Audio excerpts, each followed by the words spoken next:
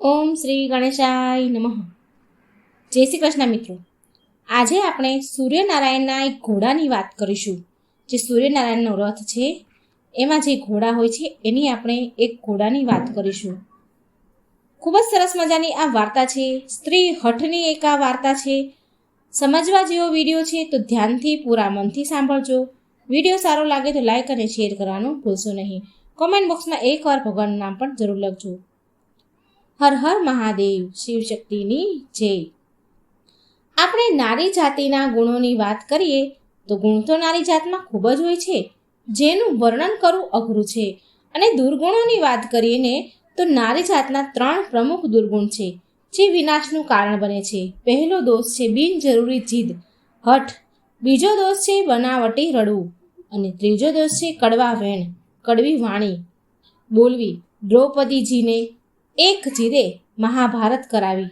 બનાવટી રુદનને રાવણના વંશના ભાગલા પાડી દીધા. અને સ્ત્રીઓના કડવા વેણે, કડવા વચન થકી કેટલાય ઘર ઉજળી ગયા અને અનેક પરિવારો નષ્ટ થઈ ગયા. સ્ત્રીની વાણીમાં અમૃત પણ છે અને ઝેર પણ છે. કોને અમૃત આપવું અને કોને ઝેર આપવું તે તો તેના પર નિર્ભર હોય છે.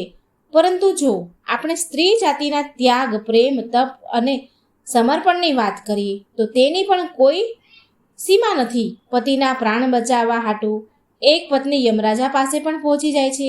અને દોષની વાત કરીએ જ તો પોતાના જ પતિના મૃત્યુનું કારણ પણ સ્વયં બની જાય છે.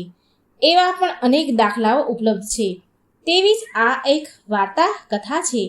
આ વાર્તાનો વિડીયો બનાવવામાં ખૂબ જ મહેનત લાગી છે. માટે વાલા મિત્રો, આ અદ્ભુત પ્રાચીન રહસ્યમય વાર્તા કથાને અંત સુધી સાંભળજો. તમને ખૂબ જ રસ પડશે અને ગમશે. એક શીખ રૂપી વાર્તા છે. આ ખૂબ જ પ્રેરણાદાયક વાર્તા છે, માટે તમે અંત સુધી આ સાંભળજો. એક નગર અને એક નગરનો રાજા ખૂબ જ બુદ્ધિશાળી, બહાદુર, નીતિવાદી પ્રજાપાલક રાજા અને રાણી વચ્ચે ખૂબ જ પ્રેમ હતો. અપાર પ્રેમ. તમામ પ્રકારની સુખ સુવિધાઓ ઉપલબ્ધ હતી. એમ હોવા છતાં પણ તે રાજા રાણી દુઃખી રહેતા હતા, કારણ કે તેમને કોઈ સંતાન ન હતું. અને એ જ કારણથી રાજા અને રાણી દુઃખી હતા કે તેઓનું રાજ્ય કોણ સંભાળશે. વારસાગત તો હોવું જરૂરી છે ને. ત્યારે દાસી આવીને રાણીને કહે છે કે રાણીબા, દરવાજે એક સંન્યાસી આવ્યા છે, થોડું દાન પુણ્ય કરી દો. ત્યારે રાણી કહે છે કે દાન ધર્મ કરીને તો હું થાકી ગઈ. હું આજે આ મારું છેલ્લું દાન પુણ્ય હશે. આજ પછી હું ક્યારે દાન પુણ્ય નહીં કરું. આટલું કહીને રાણીએ એક ટોપલીમાં અનાજ લઈને સંન્યાસી પાસે જાય છે અને સંન્યાસીની જોડીમાં અનાજ નાખવા આગળ વધે છે. ત્યારે સંન્યાસી રાણીનું દુઃખ સમજી ગયા. રાણીના દુઃખને સંન્યાસી કળી ગયા અને પૂછ્યું કે હે રાણી, તમને શું દુઃખ છે? તમને જોઈને મને દેખાઈ રહ્યું છે કે તમે ખૂબ જ દુઃખી લાગી રહ્યા છો. ત્યારે આંખમાં આંસુ સાથે રાણી કહે છે, મહાત્માજી, મારી પાસે બધું જ છે. તમામ પ્રકારની સુખ સુવિધાઓ ઉપલબ્ધ છે, પણ સંતાન નથી. લાખો પ્રયત્નો કર્યા, પરંતુ એમ છતાં પણ એ બધા પ્રયત્ન મારા વ્યર્થ ગયા. તો એ સાધુ સંન્યાસી બાવા કહે છે, રાણી, તમે ચિંતા ન કરો. હું તમને પુત્ર પ્રાપ્ત થવા માટે વરદાન આપું છું. ટૂંક જ સમયમાં એક પુત્ર તમારા ખોળામાં રમતો છે, પરંતુ તમારો એ પુત્ર ફક્ત 15 વર્ષ જ તમારી સાથે રહેશે. 15 વર્ષ પછી તે પુત્ર આ દુનિયામાં રહેશે નહીં. એમ કહીને સાધુએ પોતાની જોડીમાંથી ભભૂતિ કાઢી થોડી ભભૂતિ રાણીને આપી અને કહ્યું કે જો તમે આને રાજા સાથે મળીને આ ભભૂતિનું સેવન કરશો તો ભગવાનની કૃપા તમારા ઉપર અવશ્ય થશે. રાણીને વરદાન આપીને સંન્યાસી તો આગળ વધ્યા. રાણીએ વિચાર કર્યો કે જો 15 વર્ષ માટે જ પુત્રનું સુખ મળશે તો પણ કમસે કમ સમાજના લોકોના મેણા ટોણા તો નહીં સાંભળવા પડે. એમ કહીને રાણી વિચારવા લાગી કે પોતાના પુત્રને 15 વર્ષ સુધી ખૂબ જ લાડ પ્રેમ કરશે અને તેને દરેક ક્ષણ ખૂબ જ ખુશ રાખશે. પોતાના પુત્ર વિશે વિચારીને રાણી ખૂબ જ ખુશ થવા લાગી. જ્યારે રાણી રાજા પાસે ગયા ત્યારે રાણી રાજાને વાત કરે છે કે આપણને એક સંન્યાસીએ એક પુત્રનું વરદાન આપ્યું છે. આપણે એક સંન્યાસી તરફથી પુત્રનું વરદાન મળ્યું છે. ત્યારે રાજા કહે છે કે રાણી, અત્યાર સુધી આપણે બંને રોજ દાન પૂર્ણ કરતા આવ્યા છીએ. ગરીબોની મદદ પણ કરી છે, યજ્ઞ કર્યા છે, ભંડારની તો કોઈ ગણતરી થાય એમ જ નથી. આજ સુધી આપણે શું શું નથી કર્યું, તેમ છતાં આપણને સંતાન નથી કે ભગવાનના આશીર્વાદ આપણા ઉપર નથી. આ સાબિત થાય છે ભગવાનની કૃપા દ્રષ્ટિ આપણી ઉપર નથી. અને હવે તો આપણે વૃદ્ધ થઈ ગયા છીએ. આ ઉંમરે સંન્યાસીએ આપેલા વરદાનથી આપણને સંતાન ક્યાંથી થશે? રાણીએ કહ્યું, મહારાજ, આપણે જીવનમાં હજારો ઉપાય કર્યા છે, દાન, ધર્મ, યજ્ઞ, તપસ્યા કરી છે, છતાંય આપણને કંઈ મળ્યું નથી. હવે આ છેલ્લો ઉપાય છે અને એ પણ કરી લઈએ. ખબર તો પડે કે સંન્યાસોની ભભૂતિમાં શું ચમત્કાર છે. રાજાએ ભભૂતિનું સેવન કર્યું અને બંને ભગવાનનું નામ લીધું અને સંન્યાસીએ આપેલી ભભૂતિનું સેવન કર્યું. થોડા વખત વીતી ગયા પછી ભભૂતિએ તેનો પ્રભાવ બતાવ્યો. રાણી ગર્ભવતી થયા ત્યારે રાજાને આ સમાચાર મળ્યા ત્યારે રાજાની ખુશીનો તો કોઈ પાર ન હતો. અને એ સમયે પણ આવી ગયો કે રાણીએ એક સુંદર પુત્રને જન્મ આપ્યો. રાજાએ જ્ઞાની પંડિતોને બોલાવી બાળકનું નામકરણ કરાવ્યું. રાજાએ ઘણા બધા વિદ્વાન પંડિતોને દરબારમાં બોલાવ્યા. જ્યારે જ્યોતિષ પંડિતોએ એ બાળકની કુંડળી જોઈ ત્યારે બધા જ્યોતિષોએ બાળકનું ભાગ્ય જોઈને ચિંતિત થઈ ગયા. એટલે રાજાએ પૂછ્યું કે હે જ્યોતિષ બ્રાહ્મણો, તમે શું વાતની ચિંતા કરી રહ્યા છો? ત્યારે જ્યોતિષોએ કહ્યું, રાજાને કહ્યું કે મહારાજ, તમારો પુત્ર ફક્ત 15 વર્ષ સુધી તમારી પાસે રહેશે, પછી તમારો પુત્ર આ દુનિયામાં નહીં રહે. સાધુ સંન્યાસીઓએ પણ આ વાત કહી હતી અને હવે જ્યોતિષોએ પણ એના ઉપર આ બધી વાત કરી, એના ઉપર મોહર લગાવી દીધી કે આ વાત સાચી છે. ભગવાનની ઈચ્છા સમજીને રાજા અને રાણી તે બાળકને ઉછેર કરવાનું શરૂ કરે છે. રાજા રાણી વિચાર કરે છે કે નિસંતાન હોવા કરતાં 15 વર્ષ સુધી તો સંતાનનું સુખ મળશે. એ પણ ખૂબ જ સારું. રાજ પરિવારમાં ઉછરીને બાળક મોટો થવા લાગ્યો. ધીમે ધીમે બાળક 5 વર્ષનો થયો. પછી રાજાએ રાજકુંવરને એક વિદ્વાન આચાર્ય પાસેથી શિક્ષા આપવાનું ચાલુ કર્યું અને તેને વેદ અને શાસ્ત્રોનો અભ્યાસ કરાવ્યો. હવે ધીરે ધીરે રાજકુમાર 12 વર્ષનો થઈ જાય છે અને તે જ સમયે રાજાને એક સારી રાજકુમારી મળી ગઈ તો રાજકુમારના વિવાહ એ રાજકુમારી સાથે કરાવી દીધા. ત્યાં સુધી રાજકુમાર 14 વર્ષનો થઈ જાય છે. પછી એક દિવસ રાજકુમારે તેના પિતાને કહ્યું કે પિતાજી, મારે આપણા સમગ્ર રાજ્યમાં ફરવું છે. આજ સુધી હું આપણા મહેલની બહાર નથી નીકળ્યો. પુત્રની વાત સાંભળીને રાજા ચિંતામાં પડી ગયા, કારણ કે રાજકુમારનું 14મું વર્ષ શરૂ થયું હતું. હવે કોઈ મોટી દુર્ઘટનાનો, કોઈ અનહોની ઘટના ઘટવાનો ભય હતો. એટલે રાજાએ તેમના ચહેરા પર બનાવટી હાસ્ય સાથે પુત્રને કહ્યું, હા પુત્ર, તારે બહાર જવું જોઈએ. તારે આપણા રાજ્યની મુલાકાત લેવી જોઈએ અને આપણા રાજ્યની પ્રજાના સુખ દુઃખ જોવા જોઈએ કે આપણા રાજ્યની પ્રજા દુઃખી તો નથી ને? કારણ કે બેટા, મારા મૃત્યુ પછી તારે જ આ રાજ્ય સંભાળવાનું છે. તારે આ રાજ્યનો રાજા બનવાનું છે. પણ બેટા, એક વાતનું ધ્યાન રાખજે, તું ગમે તે જોવે, ગમે ત્યાં જાય, ગમે તે કરે, તેની વાત તારી પત્નીને ક્યારેય ન કરતો. એટલે રાજકુમાર કહે છે, ઠીક છે પિતાજી, તમે જે કહેશો તે જ હું કરીશ. રાજકુંવર આખો દિવસ તેની પત્ની સાથે વાતો કરતો, તેની સાથે હસી ખુશીની ક્ષણો વિતાવતો અને રાત્રે બરાબર 12 વાગે એટલે પલંગમાંથી ઉઠીને મહેલની બહાર જાય અને સવાર થતાં પહેલાં આવી જાય અને રાજકુમાર તેના પલંગ પર પાછો સૂઈ જાય છે. તેની પત્ની જાગે છે, જુએ છે તો પલંગ ઉપર રાજકુમાર નથી. એ વિચાર કરે છે કે તેનો પતિદેવ પથારીમાં તો નથી ને, પછી ક્યાં ગયા હશે? પથારીમાં તો છે નહીં, હવે ક્યાં હશે? તે આખા રાજમહેલમાં તપાસ કરે છે, પરંતુ એ રાજકુમાર, તેનો પતિ મળતા નથી. તે ખૂબ જ દુઃખી, હેરાન થઈ જાય છે. આવું બીજી રાત્રે, ત્રીજી રાત્રે, ચોથી રાત્રે આ સિલસિલો ચાલુ જ રહ્યો અને રાજકુમાર રાત્રે 12 વાગે મહેલની બહાર નીકળી જાય અને સવાર થાય ત્યાં એ પહેલાં આવીને પોતાના પલંગ પર સૂઈ જાય. રાજકુંવરની પત્ની વિચારે કે મારા પતિ કોને મળવા જતા હશે, ક્યાં જતા હશે? એના પતિને પૂછવાની એની હિંમત ચાલતી ન હતી.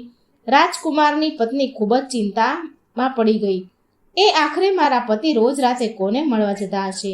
આવા અનેક પ્રકારના વિચારો રાજકુમારીના મનમાં ચાલી રહ્યા હતા.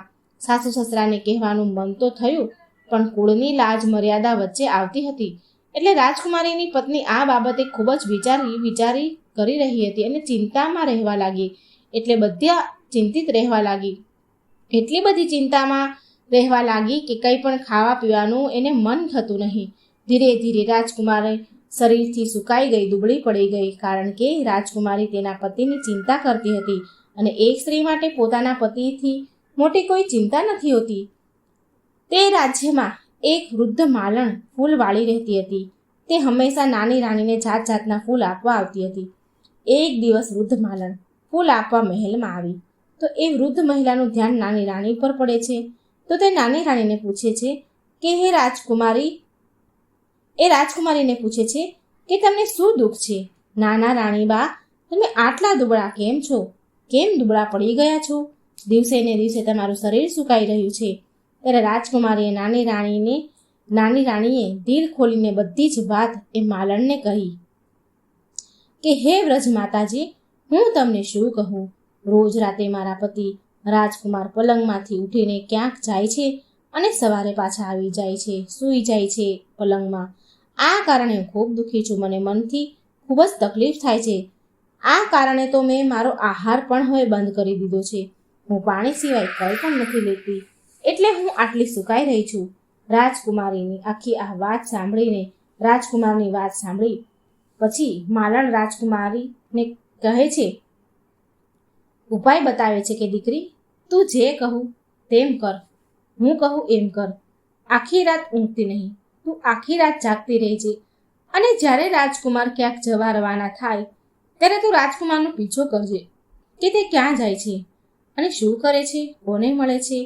તો એ રાજકુમારીએ નાની રાણી જે હતી એ કહે છે કે માતાજી, મને ઊંઘ આવી ગઈ. તો એ માલણ કહે છે કે તારે જાગવું તો પડશે અને તને ઊંઘ ના આવે એના માટે તું તારા હાથની આંગળી પર ઘા કરી દે અને એમાં થોડું મીઠું ભરી દે. મીઠું તને ખૂબ પીડા આપશે ને તે દર્દના લીધે તને આખી રાત નીંદર નહીં આવે. નાની રાણી કહે છે, ઠીક છે માતાજી, હું આવું જ કરીશ. રાજકુમારે તેની આંગળી પર ઘા કરે છે અને એની ઉપર થોડું મીઠું લગાવી દે છે, જેથી આંગળીમાં ખૂબ પીડા થાય છે. પરંતુ મધ્યરાત્રિ થઈ તો દર્દ ઓછું થયું તો તેને ઊંઘ આવી ગઈ. ફરી નાની રાણી સૂઈ ગઈ. બીજા દિવસે માલણ ફરીથી ફૂલ લઈને આવી રાજકુમારીના મહેલમાં આવે છે અને પૂછે છે કે બેટી, શું તારા પતિ ઉપર તે નજર રાખી શકી? જ્યારે રાજકુમારી ઉત્તર આપે છે નાની રાણી કે ના માતાજી, પીડાના કારણે હું અડધી રાત સુધી જાગતી રહી, પરંતુ પીડા જ્યારે થોડી ઓછી થઈ તો હું સૂઈ ગઈ. મને નીંદર આવી ગઈ અને મને નીંદર ક્યારે આવી એ મને ખબર જ ન પડી અને મારા પતિ ક્યારે ગયા એ હું જાણી ન શકી. માલણ કહે છે કે બેટી, તું દુઃખી ન થા, ભગવાન તારી મદદ જરૂર કરશે. તો આજ રાત્રે તારા હાથ પર ઘાને વધુ મોટો કર અને તેમાં મીઠું વધારે ભરી દે. તને અસહ્ય પીડા થશે, આખી રાત નીંદર નહીં આવે. અને જ્યારે તારા પતિ રાત્રે પથારીમાંથી ઉઠે અને રાજમહેલની બહાર જવા લાગે ત્યારે તે જ સમયે તું તારા પતિનો રસ્તો રોકી લેજે, આડી ઊભી રહેજે અને તારા પતિને પૂછજે કે તમે ક્યાં જાઓ છો. રાજકુમારીએ વ્રજમાલણને કહ્યું, ઠીક છે માતાજી, આજ હું એમ જ કરીશ. અને તે રાજકુમારીએ નાની રાણીએ બિલકુલ ઊંઘ ન આવી તે દિવસે એને બરાબર ઘા કર્યો અને એમાં મીઠું ભરી દીધું, એટલે ઊંઘ્યા નહીં. જ્યારે મધરાત્રિ થઈ ને રાજકુમાર ઉઠીને મહેલની બહાર જાય છે કે તેની પત્ની દોડતી આવે છે અને તેનો રસ્તો રોકી લે છે. પૂછે છે, તમે ક્યાં જાઓ છો? તમે આમ અડધી રાત્રે રોજ કોને મળવા જાઓ છો? આજે તમારે મને આ વાત તો જણાવવી જ પડશે. રાજકુમાર કહે છે કે પ્રિય, જો હું આ રહસ્ય તને કહી દઈશ તો હું તને ફરીથી જોવા નહીં મળું. નહીં તો એ નાની રાણી રાજકુમારને કહે છે કે કંઈ વાંધો નહીં, પરંતુ તમે મધ્યરાત્રિએ ક્યાં જાઓ છો તે સત્ય તો તમારે મને જણાવવું જ પડશે. રાજકુમાર એની પત્નીને ખૂબ જ સમજાવે છે, પરંતુ રાજકુમારની પત્ની માનતી નથી, જીદ કરે છે, હઠ કરે છે અને છેવટે રાજકુમારને એની જીદ આગળ ઝૂકવું જ પડે છે. એ રહસ્ય રાજ ઉજાગર કરવા લાચાર બની ગયા. બીજી તરફ રાજકુમારનું 14મું વર્ષ પૂર્ણ થવા આવ્યું હતું અને તેનું 15મું વર્ષ શરૂ થવાનું હતું. રાજકુમાર મનમાં વિચારવા લાગ્યા કે હવે ભગવાનની કૃપાથી જે થવાનું છે તે થવા દો. આમ વિચાર કરીને તે રાજકુમાર મંત્રો ઉચ્ચાર કરે છે. મંત્ર જાપ કરીને પોતાની પત્નીના બંને હાથમાં કેટલાક અનાજના દાણા મૂક્યા અને કહ્યું કે પ્રિય, તારી આ બંને મુઠ્ઠીમાં અનાજના દાણા છે. પહેલાં તારે જમણા હાથની મુઠ્ઠીના દાણા મારી ઉપર ફેંકવાના છે, પછી તને ખબર પડશે કે હું કોણ છું. અને બરાબર તે જ સમયે તારે મારી ઉપર ડાબી હાથના મુઠ્ઠીના દાણા ફેંકવાના છે. જો તું ડાબા હાથની મુઠ્ઠીના દાણા મારી ઉપર ફેંકવાનું ભૂલી ગઈ તો હું તને ક્યારેય મળીશ નહીં. આટલું કહ્યા પછી રાજકુમારી પહેલાં તેની જમણી મુઠ્ઠીના દાણા રાજકુમાર ઉપર ફેંકે છે અને શું જુએ છે કે રાજકુમાર અચાનક એક ખૂબ જ સુંદર સફેદ ઘોડામાં પરિવર્તિત થઈ જાય છે અને થોડી જ વારમાં એ ઘોડો ઝડપથી દોડવા લાગે છે. રાજકુમારી તે ઘોડાને ધ્યાનથી જોવા લાગી અને તે ભૂલી જાય છે કે તેને ડાબા હાથની મુઠ્ઠીના દાણા રાજકુમાર ઉપર ફેંકવાના હતા. રાજકુમારી તો ભૂલી જ ગઈ. તે તો ઘોડાને જોવામાં જ વ્યસ્ત થઈ ગઈ. ત્યાં સુધીમાં તો ઘોડો મહેલની ચારેય કોણ આંટો મારી દીધો અને ત્યાંથી પછી નીકળી ગયો અને અચાનક તેની નજર સામેથી ઘોડો અદૃશ્ય થઈ ગયો. પછી રાજકુમારી ઘોડાને પાછા ફરવાની રાહ જુએ છે, પરંતુ રાજકુમાર તો ઘોડામાં પરિવર્તિત થઈ ગયા અને જતા રહે છે અને પાછો આવતો નથી. હવે રાજકુમારી તેના કરેલા પર ખૂબ જ પસ્તાય છે, પોતાની જાતને કોસે છે, પરંતુ હવે તેની જાતને કોસવાથી કોઈ લાભ થવાનો હતો નહીં. સવાર પણ થઈ, રાજકુમાર પાછો આવ્યો નહીં. રાજકુમારીએ આ ઘટના તેના સાસુ સસરા એટલે કે રાજા રાણીને કહી જણાવી. આ સાંભળી એમના ઉપર તો જાણે આભ તૂટી પડ્યું. તેઓ ખૂબ દુઃખી થઈ ગયા. રાજા સાહેબ તો સમજી ગયા કે જે વાતનો મને ભય હતો તે ઘટના તો ઘટી જ ગઈ. રાજા સાહેબ ઈચ્છવા છતાં પણ કંઈ કરી શક્યા નહીં અને ધીમે ધીમે ખાટલા વશ થઈ ગયા અને રાહ જોતા રહેતા કે કોઈ ના કોઈ દિવસ તો મારો રાજકુમાર પાછો ફરશે જ ને. રાહ જોતા જોતા 3 મહિના વીતી ગયા, પણ રાજકુમાર પાછો આવ્યો નહીં. રાજાએ પોતાના સૈનિકોને મોકલી આખા રાજ્યના શહેર અને ગામડાઓમાં શોધખોળ કરાવી, પણ ક્યાંય રાજકુમારની ભાળ મળી નહીં. બીજી તરફ રાજકુમારી પણ તેના મનથી ખૂબ જ દુઃખી હતી કે તેની નકામી જીદના કારણે આ દિવસ જોવાનો વખત આવ્યો. તેણીએ પ્રતિજ્ઞા લીધી કે તેના મનથી દ્રઢ નિર્ણય લીધો કે તેના પતિને પાછો લાવવા માટે કંઈ પણ કરવા તૈયાર છે અને એક દિવસ તે ચોક્કસપણે તેને ઘરે પાછો લાવશે. હવે રાજકુમારી રાણી સવારે ઉઠીને તેના સાસુ અને સસરા પાસે જાય છે અને તેના સાસુ અને સસરા રાજા અને રાણીને કહે છે કે તે રાજ્યની બહાર જઈ રહી છે તેના પતિની શોધખોળ કરવા માટે. રાજા અને રાણીએ પણ એમના પુત્રને પાછો મેળવવાની અનુમતિ આપી અને કહ્યું, બેટા, તારી ઈચ્છા હોય ત્યાં જા, તારે જે કરવું હોય તે કર, તને પૂરી છૂટ છે. અમારા આશીર્વાદ તારી સાથે છે, પણ તું અમારા પુત્રને ઘરે પાછો લાવજે. પછી રાજકુમારી એક સામાન્ય સ્ત્રીનો વેશ ધારણ કરે છે અને તેના કેટલાક નોકર ચાકરો કેટલીક આવશ્યકતી ખાદ્ય સામગ્રી ચીજ વસ્તુઓ સાથે લઈ તેના પતિની શોધમાં નીકળી પડે છે. ચાલતા ચાલતા બંને રાજ્યનું સીમાડું આવે છે અને બંને રાજ્યના સીમાડા ઉપર ત્યાં સરહદ ઉપર એક ભોજનશાળા ખોલે છે.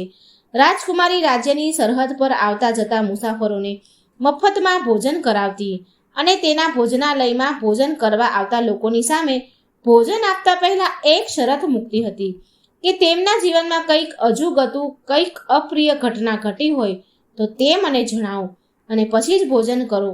હવે સેંકડો પ્રવાસીઓ રાજકુમારીની ભોજનશાળામાં ભોજન કરવા આવતા અને તેમના જીવનની બનેલી જે કંઈ સારી કે ખરાબ ઘટના ઘટી હોય તે સંભળાવતા અને ભોજન કરીને પછી તેઓ ચાલ્યા જતા.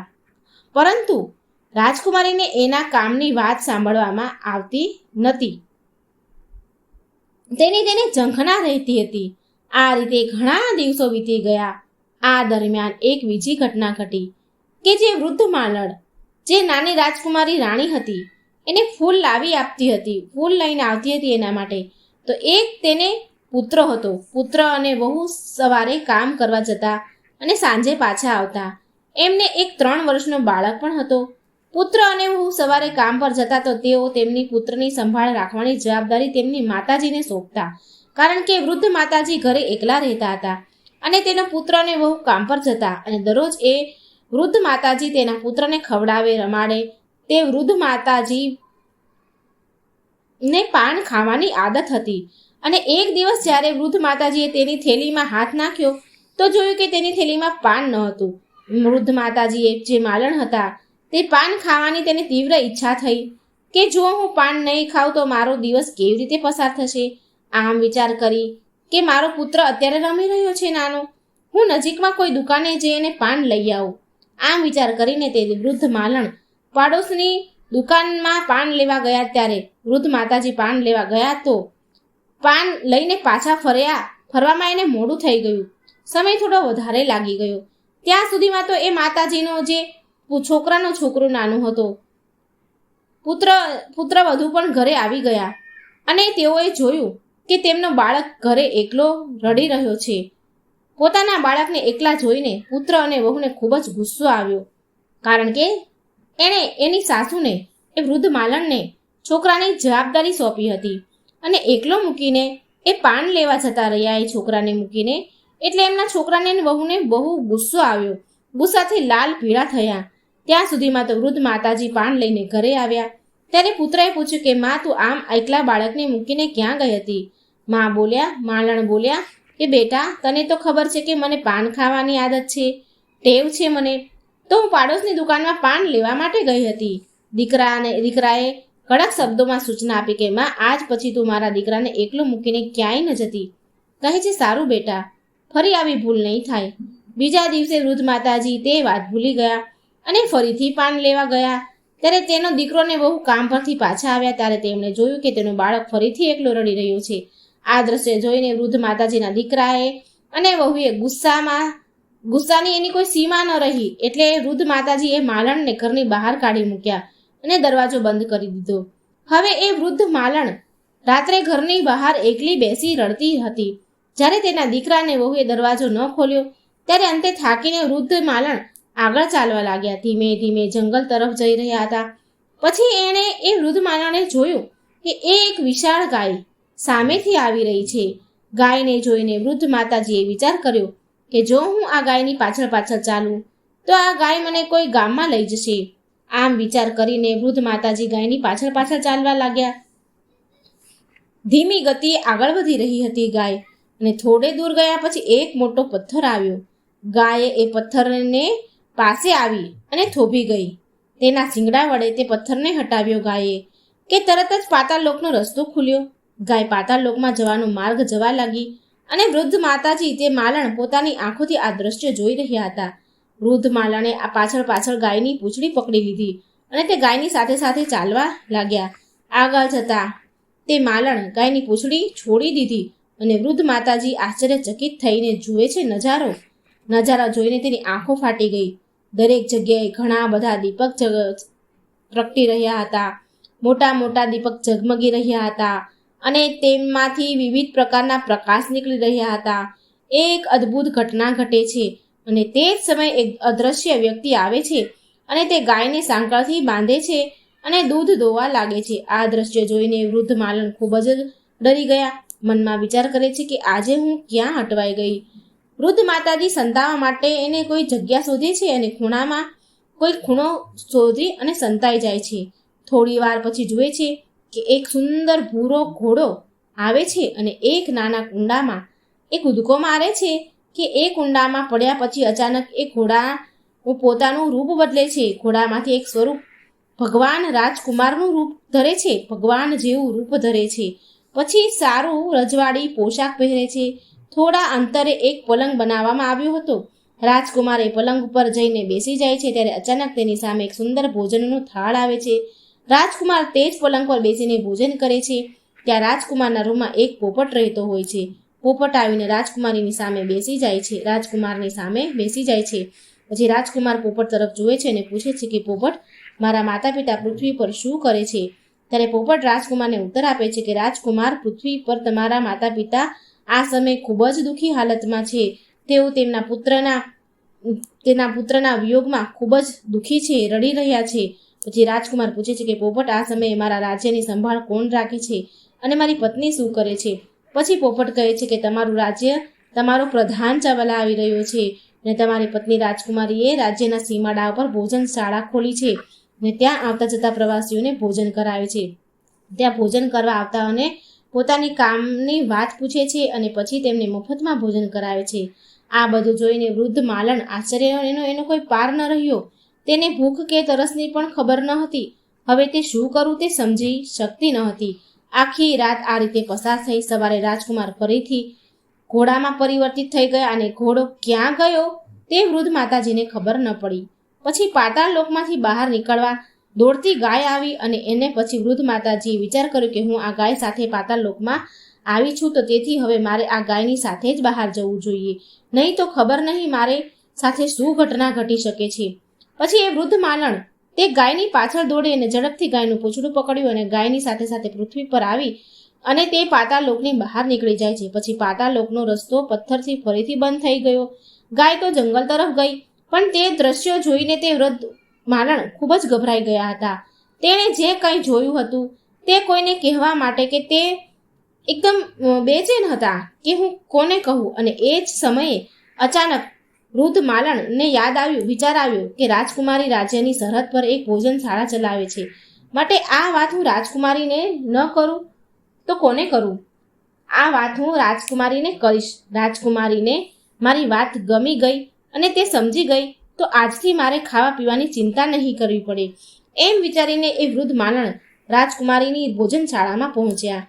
ત્યાં ભોજનશાળાના દરવાજા એક ઢોલ રાખવામાં આવ્યો હતો.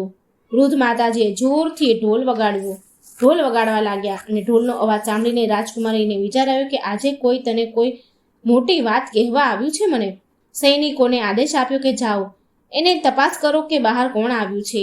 સૈનિકો વૃદ્ધ માલણ પાસે પહોંચ્યા અને તેઓ એ વૃદ્ધ માલણનો ઢોલ વગાડતા જુએ છે અને પૂછે છે કે તમે ઢોલ કેમ વગાડો છો? તો વૃદ્ધ માલણ કહે છે કે મેં સાંભળ્યું છે કે અહીં ભોજનશાળામાં ભોજન મફતમાં મળે છે, એટલે હું તમારી પાસે ભોજનશાળામાં ભોજન કરવા માટે આવી છું. તો સૈનિકોએ જવાબ આપ્યો કે માતાજી, તમને ભોજન તો મળશે, પણ એ માટે તમારે કંઈ નવી વાત કરવી પડશે. ત્યારે વૃદ્ધ માલણ કહે છે કે હા બેટા, હું એવી નવી વાત લઈને જ આવી છું જે સાંભળીને તમે દંગ રહી જશો. વૃદ્ધ માલણની વાત સાંભળીને સૈનિકોએ રાજકુમારીને કહ્યું કે વૃદ્ધ માતાજી દરવાજા પર ઊભા છે અને તે કંઈક નવી વાત કહેવા માંગે છે. રાજકુમારે સૈનિકોને આદેશ આપ્યો કે એ વૃદ્ધ માતાજીને અહીં લઈ આવ્યો. તેમની સાથે ખૂબ જ આદરપૂર્વક વર્તન કરજો અને એમની સારી રીતે સેવા કરજો. સૈનિકોએ રાજકુમારીનો આદેશ મળતા તેઓ વૃદ્ધ માલણને અંદર લઈ આવ્યા. એમની ખૂબ જ સેવા કરી અને વૃદ્ધ માલણ આગળ સુંદર વાનગીઓ ભરેલો થાળ મૂક્યો. વૃદ્ધ માલણે ઘણા દિવસો સુધી ભૂખ્યા હતા, એને ભોજન કર્યું ન હતું. જ્યારે સ્વાદિષ્ટ ભોજન જોયું અને ખાવાનું એને શરૂ કર્યું, પછી સૈનિકોએ વૃદ્ધ માતાજીને રાજકુમારી પાસે લઈ ગયા. તો રાજકુમારી વૃદ્ધ માતાજીને જોઈને માલણને ઓળખી ગઈ.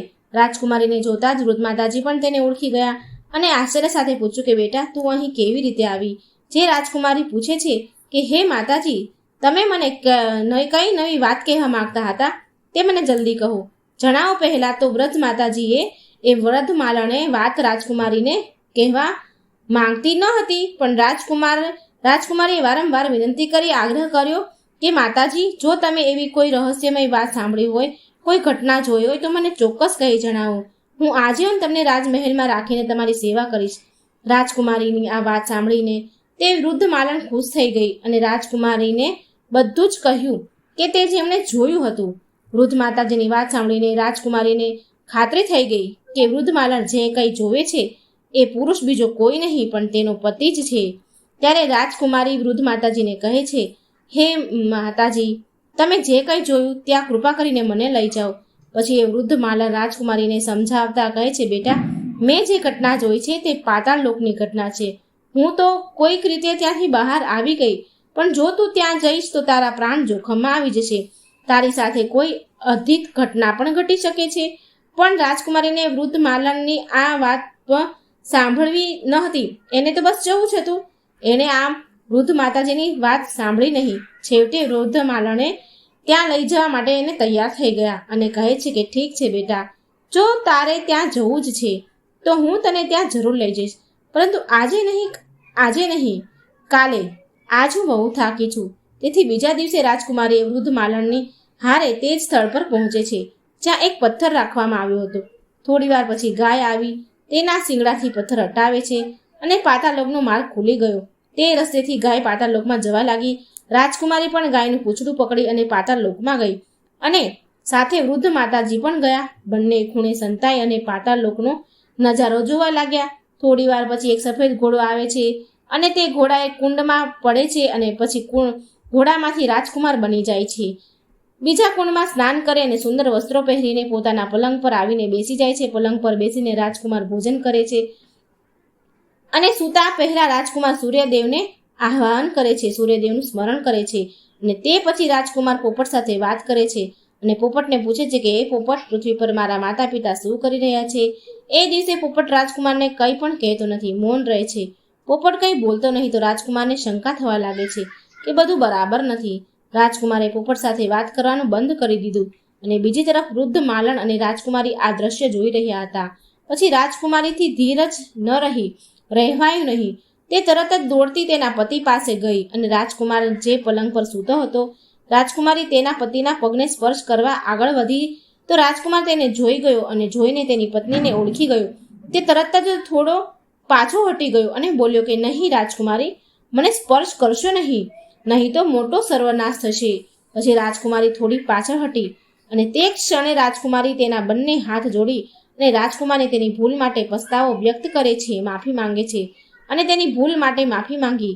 રાજકુમારીએ કહ્યું કે પતિનાથ, મારે તમને પૂછવું ન જોઈતું હતું, પણ મેં જીદ કરી તમને મજબૂર કર્યા, એટલે તો હજી સુધી હું સજા ભોગવી રહી છું.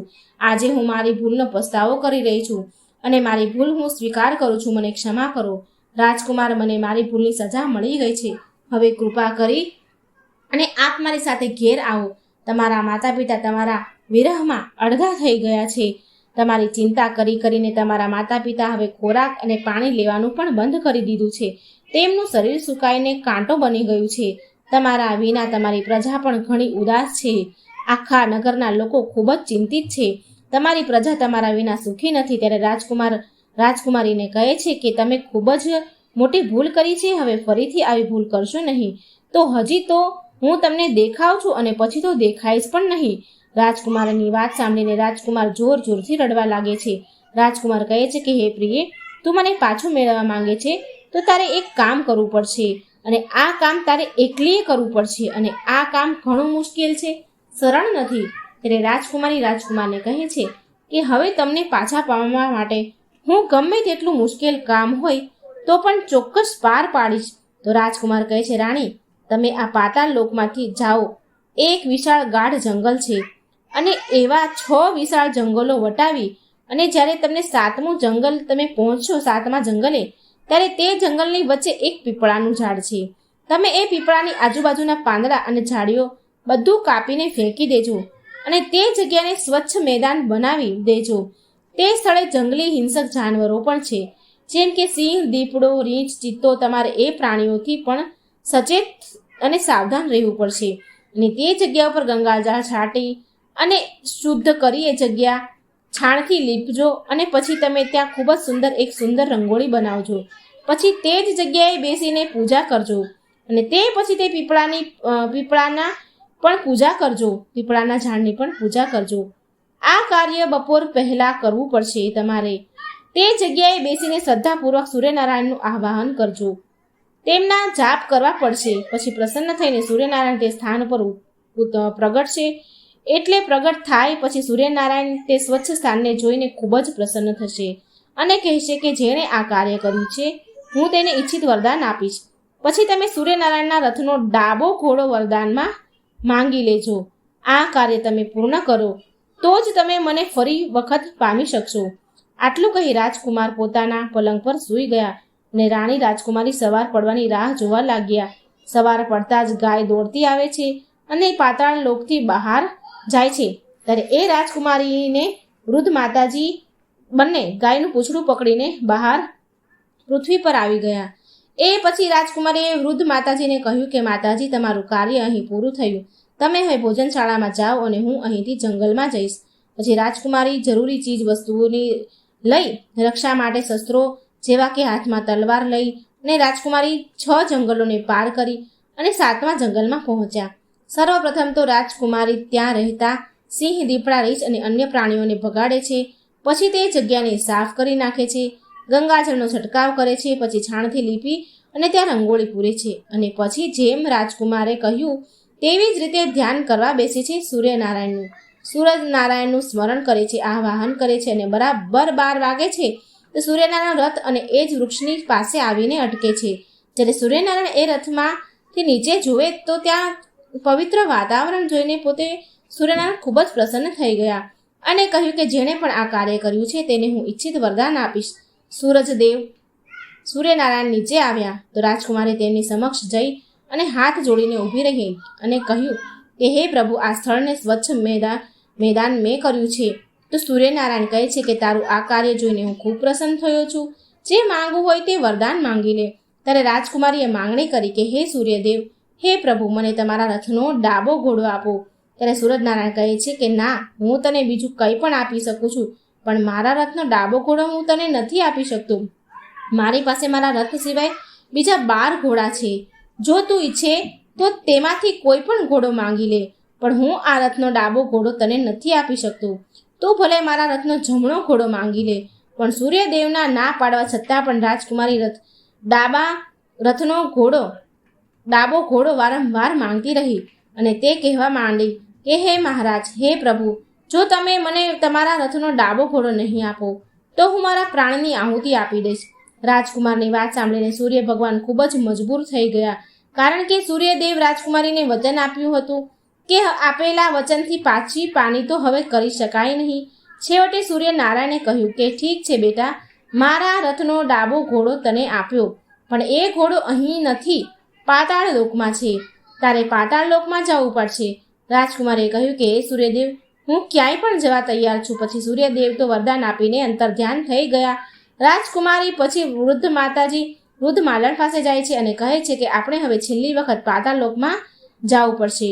સાંજ પડતા રાજકુમારી અને માલણ એ પથ્થર હટાવે છે અને આવીને ઊભા રહી જાય છે. સાંજ પડે એટલે ગાય આવી.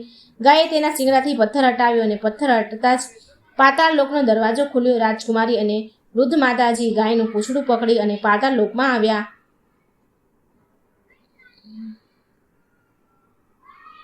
ત્યારે ભોજન કરીને રાજકુમાર પોપટની સાથે વાતો કરી રહ્યા હતા. પોપટ, મારા માતા પિતાનો શું હાલ છે? ત્યારે પોપટે કહ્યું, રાજકુમાર, તમારા માતા પિતા તમારી ચિંતામાં હવે મૃત્યુના હારે છે. આ સાંભળીને રાજકુમારની આંખોમાં આંસુ આવી ગયા. પછી રાજકુમાર પૂછે છે કે પોપટ, મારું રાજ્ય કોણ ચલાવે છે? પોપટ કહે છે, તમારો પ્રધાન સેવક તમારું રાજ્ય ચલાવે છે. છળ કપટ બેઈમાની કરી અને રાજ્યની તિજોરી ખાલી કરી રહ્યો છે. તે પ્રજા ઉપર ખૂબ જ અત્યાચાર કરી રહ્યો છે, જુલમ કરી રહ્યો છે. પોપટના મુખેથી આવી વાત સાંભળી અને રાજકુમારને ખૂબ જ ક્રોધ આવી ગયો. પછી રાજકુમાર પૂછે છે કે પોપટ, મારી પત્ની શું કરે છે? આ પ્રશ્ન પછી પોપટ કશું બોલતો નથી.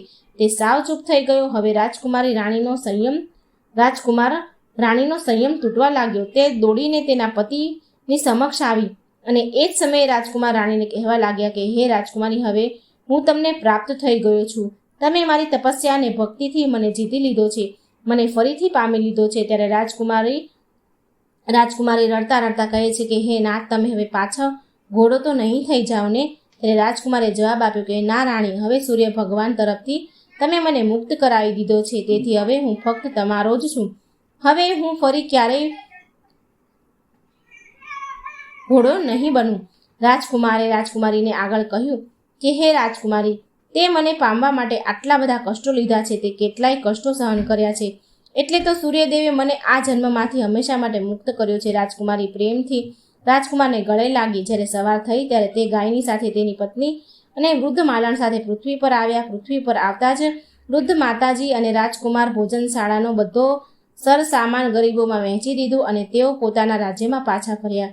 રાજકુમારને જોઈને પ્રધાન ખૂબ જ ચિંતિત થઈ ગયો. એણે તો વિચાર કર્યો હતો કે રાજાને કોઈ પુત્ર નથી અને રાજા તો હવે વૃદ્ધ થઈ ગયા છે, માટે હવે આ રાજ્ય તો એનું જ છે. હવે રાજકુમારને તે પ્રધાનને પકડી લે છે, જેલમાં કેદ કરાવી દે છે. તે પ્રધાનને તેણે પોતાના સિંહાસનને સંભાળ્યું અને બધું જ કાર્યભાર પોતાના હાથમાં લઈ લીધો. પછી રાજકુમાર તેમના વૃદ્ધ માતા પિતાને મળવા જાય છે અને જુએ છે કે પોતાના પુત્રના વિરહમાં માતા પિતા સંપૂર્ણપણે સુકાઈ ગયા હતા. રાજા અને રાણીની આંખમાંથી તો આંસુઓની ધારા વહેવા લાગી. તેમની વધતી ઉંમર અને પુત્રના વિરહના કારણે બંને વૃદ્ધ થઈ ગયા હતા અને પુત્રને જોતા તેમના શરીરમાં એક નવી ઉર્જા, એક નવી શક્તિ આવી ગઈ. તેઓ તરત જ તેમના પુત્રને ભેટી પડ્યા. રાજા અને રાણીની અંદર અચાનક જીવ આવી ગયો. થોડા દિવસો પછી તે પથારીમાં ઉઠીને ફરવા લાગ્યા. પછી રાજકુમારના પાછા ફરવાના સમાચાર સમગ્ર રાજ્યમાં ફેલાઈ ગયા અને રાજકુમાર રથ પર બેસી અને તેમની પ્રજાને દર્શન આપે છે અને વચન આપે છે કે હવે પછી તમારી ઉપર કોઈ જુલમ નહીં કરે, કોઈ અત્યાચાર નહીં કરે. મારા માતાજી વૃદ્ધ માતા પિતા અને અક્ષમ થયા તો અમારા દુષ્ટ મંત્રીએ તેમની ઈચ્છા વિરુદ્ધ તમને બંદી બનાવી દીધા હતા. અસક્ષમ હતા મારા માતા પિતા, માટે તમારે આટલું કષ્ટ ઉપાડવું પડ્યું, પણ હવે હું આવી ગયો છું. પછી રાજા અને રાણી પુત્રને બધું રાજપાટ સોંપી અને ભગવાનની ભક્તિમાં લાગી ગયા. ને વૃદ્ધ માતાજી જે માલણ હતા તે રાજકુમારીએ પોતાના વચન અનુસાર રાજમહેલમાં તેને રાખી લીધા અને એમની સેવા કરવાની ખાતરી આપી. બીજી તરફ રાજકુમાર પોતાની પ્રિય રાણી સાથે રાજી ખુશીથી તે પોતાનું જીવન જીવવા લાગે છે. આ વાર્તાનો તાત્પર્ય એ છે કે જો સ્ત્રી તેના પતિ પ્રત્યેની સાચી ભક્તિ હોય તો વિધાતાના લેખને પણ બદલી શકે છે. પતિવ્રતા સ્ત્રીઓએ તો બ્રહ્માંડના મોટા મોટા દેવોને પણ તેમના વશમાં કરી લીધા હતા. રાજકુમાર તેની પત્નીને સમજાવે છે કે સ્ત્રીઓમાં આ સૌથી મોટી ખામી છે કે જો તેઓ કંઈક કરવા માટે જીદ કરે છે તો પછી તેઓને ગમે તેટલી મોટી કિંમત કેમ ન ચૂકવવી પડે, પણ તે પોતાની જીદને પૂરી જ કરાવે છે. હે રાણી, જો તમે જીદ ન કરી હોત તો હું તમારાથી અળગો ન થયો હોત. જો આપણે નારી જાતિના ગુણોની વાત કરીએ તો ગુણ તો નારી જાતિમાં ખૂબ જ હોય છે, જેનું વર્ણન કરવું પણ અઘરું છે. અને દુર્ગુણોની વાત કરીએ તો નારી જાતિના 3 પ્રમુખ દુર્ગુણ છે.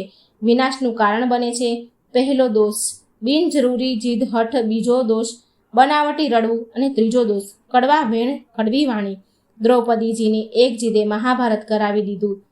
સુરપંખાના બનાવટી રડવાના કારણે રાવણનો વંશ થયો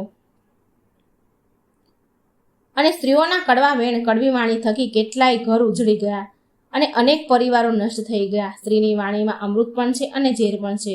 કોને અમૃત આપવું, કોને ઝેર આપવું, એ તો સ્ત્રી પર જ નિર્ભર છે.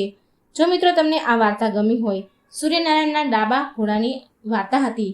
રથનો જે ઘોડો હોય એમાં ડાબી બાજુના ઘોડા હોય એની આ વાર્તા હતી. તમને વિડીયો પસંદ આવ્યો હોય તો લાઈક અને શેર કરવાનું ભૂલશો નહીં. જય શ્રી કૃષ્ણ. રાધે રાધે. Thank you.